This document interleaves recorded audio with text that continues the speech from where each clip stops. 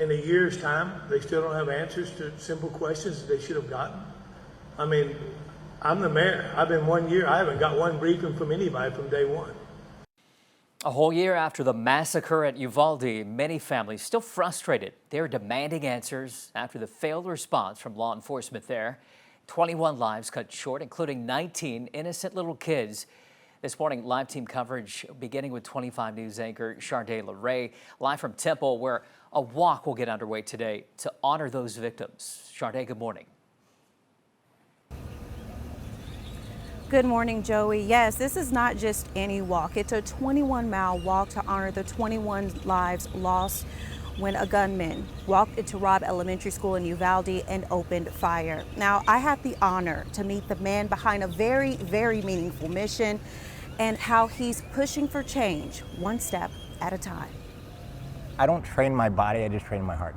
A heart that is about to embark on quite the journey. And I'm gonna wake up and I'm gonna have a cup of coffee and I'm gonna look at 21 photos that I have and I'm gonna walk 21 miles. From Temple City Hall to Salado, Daniel Chapin will take a 21-mile, 7-hour trek to honor each and every life lost in Uvalde a year ago. If I'm honest, I still feel that we have left so much undone for these families. This time last year, Chapin walked 21 miles for 21 days. He then took it a step further and founded Uvalde Foundation for Kids.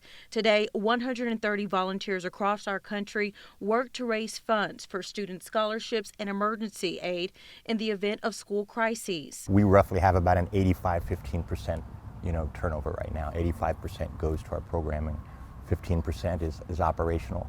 But the success of the foundation isn't what keeps him going. And this is going to blow people away because so my full-time job is right here at Cracker Barrel. So I serve pancakes and flip burgers every day. Before that, Chapin was a first responder, and he was there the day 13 lives were taken at Columbine High School. Before I'm a foundation founder or any title you want to attach to it, I'm a dad first.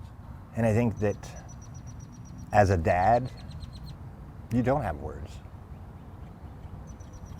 Because I have heard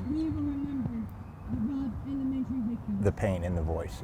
We want justice! Louder! We want justice!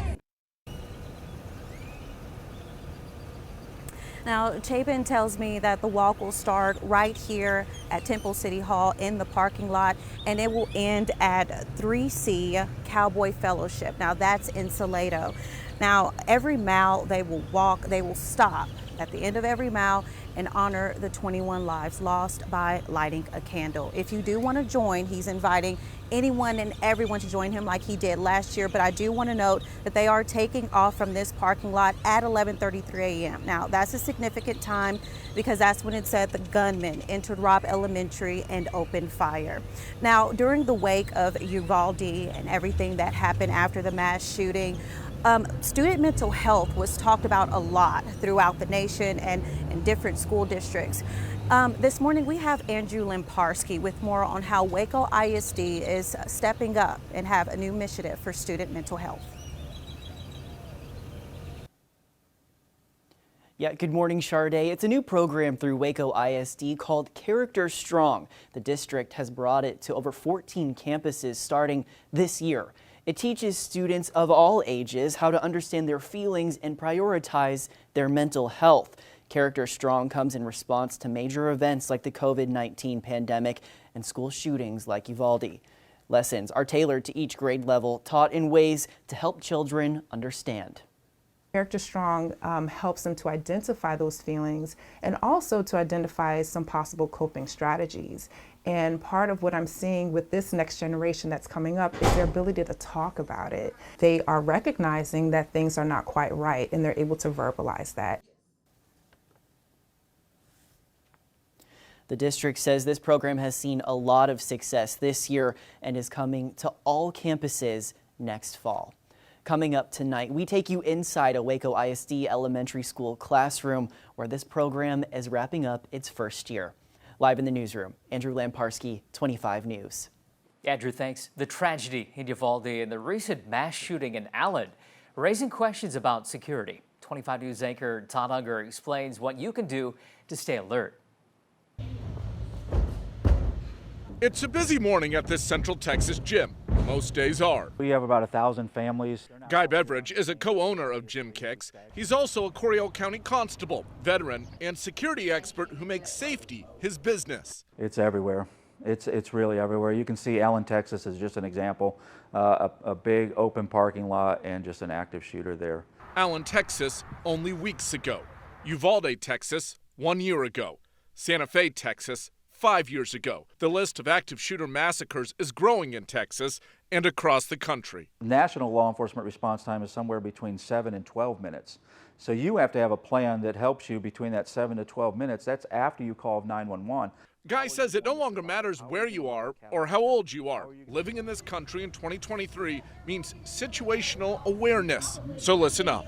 Whether it's a big box store or a child activity center like this or a school, pull over to the side, understand what the sounds are at that moment, what the smells are at that moment, what the sights are at that moment, and that should be your baseline. That should be what normal looks like. Also, pay special attention to security and access points. So we monitor the cars coming into the parking lot, we monitor the people coming up to the front door. And while some buildings, like schools, are now often equipped with hardened classrooms, that isn't the case everywhere.